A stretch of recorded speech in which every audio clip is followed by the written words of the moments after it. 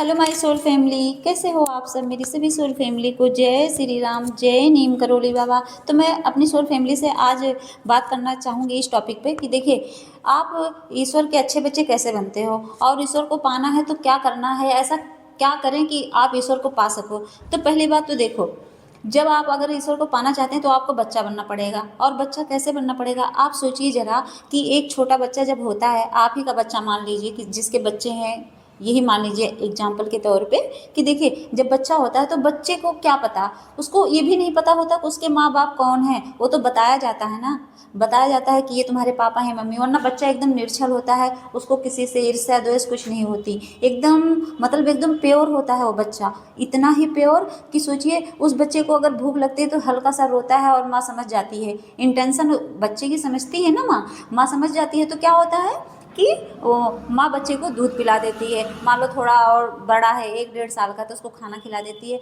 मतलब हर चीज़, बच्चा जो है निर्छल है तो माँ हर चीज़ उसे देती है प्यार से ना।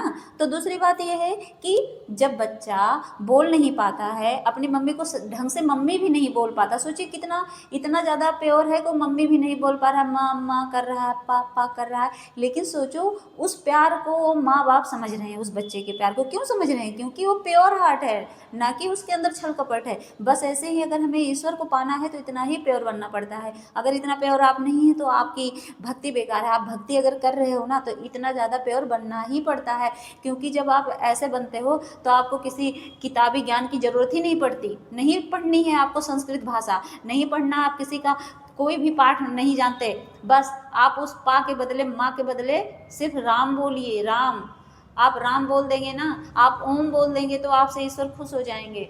मैं तो अपने हनुमान बाबा की जब पूजा करती हूँ तो कुछ कहने की ज़रूरत नहीं होती। अब हाँ, इतना है कि हनुमान चालीसा पढ़ लेती हूँ, अब उसमें संस्कृत भी कितने उच्चारण मैं गलत कर देती हूँ। अब इससे मेरे बाबा मुझसे नाराज़ नहीं होते हैं, तो आपसे भी भगवान कभी नाराज़ नहीं होंगे। ये एक बात हमेशा याद रखना, भगवान को पाना है तो अपने अंदर का वो जो क्रोध है, ईर्ष्या द्वेष है, सब कुछ खत्म करना पड़ेगा। एकदम ना नॉर्मल इंसान, एकदम प्योर हार्ट, यहाँ से जो दिल है ना उसको एकदम क्लीन करना पड़ेगा। उसकी जो फीलिंग है उसको क्लीन करनी पड़ेगी।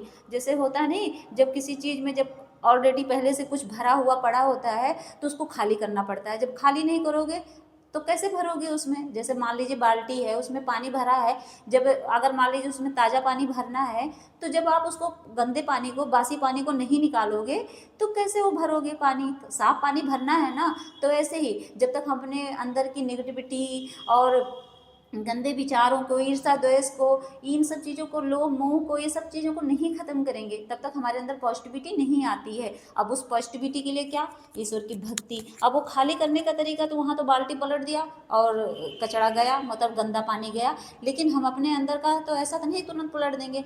उसको ख़त्म करने का एक ही तरीका है, उसके लिए कुछ नहीं, उसको सुखाना पड़ता है अंदर से ही। वो मतलब ऐसा ड्रायर चलाया जाएगा कि अंदर से नेगेटिविटी चली जाएगी। वो ड्रायर क्या है, वो है ईश्वर की भक्ति, पूजा पाठ। जब आप मेडिटेशन ध्यान में बैठते हो, कुछ ना करो तो राम नाम का जप करो और ओम नमः शिवाय बोलो, तो इससे क्या होता है, आपके अंदर की नेगेटिविटी जो है धीरे धीरे धीरे धीरे धीरे धीरे वो एकदम खाली खत्म हो जाता है। तब ईश्वर आपके अंदर साक्षात बैठ जाते हैं, तब ईश्वर आपके अंदर प्रवेश कर जाते हैं, वो समझ जाते हैं। तब आपने समझ लीजिए उस भक्ति का जो दरवाज़ा जब आप खोल देते हो अंदर से कि प्रभु आओ, अब आओ, अब मेरे अंदर प्रवेश करो, तब आप मेडिटेशन में ईश्वर के दर्शन करते हैं। आप मेडिटेशन में जो है उनकी बातें फील करते हैं, वो जो कहना चाहते हैं ना वो अंदर से आके बोलते हैं। यहाँ से सोल बोलती है, आप एकदम शांत रहोगे ना आंखें बंद करके तो सोल आपकी बोलती है भाई, मैंने सुना है, बोलती है, सोल बोलती है। आप अचरज मानोगे कि आप जो शब्द कभी अपने मुंह से निकालोगे नहीं, वो शब्द आपको सुनाई देने लगता है। ये होती है ईश्वर की कृपा, लेकिन इसके लिए